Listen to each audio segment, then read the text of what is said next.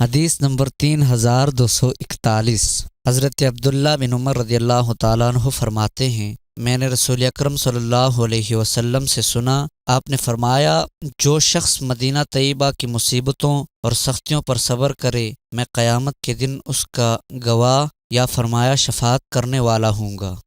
حدیث نمبر 3242۔ حضرت ابو ہریرہ رضی اللہ تعالیٰ عنہ سے مروی ہے کہ رسول اکرم صلی اللہ علیہ وسلم نے فرمایا، میری امت میں سے جو شخص مدینہ طیبہ کی مصیبتوں اور سختیوں پر صبر کرے گا، میں قیامت کے دن اس کی سفارش کروں گا یا اس کے حق میں گواہی دوں گا۔ حدیث نمبر 3243۔ ایک اور سند سے حضرت ابو ہریرہ رضی اللہ تعالیٰ عنہ سے اس کی مثل مروی ہے۔ حدیث نمبر 3244۔ حضرت ابو ہریرہ رضی اللہ تعالیٰ عنہ سے مروی ہے، رسول اکرم صلی اللہ علیہ وسلم نے فرمایا، جو شخص مدینہ طیبہ کے مصائب پر صبر کرے، آگے گزشتہ کی مثل ہے۔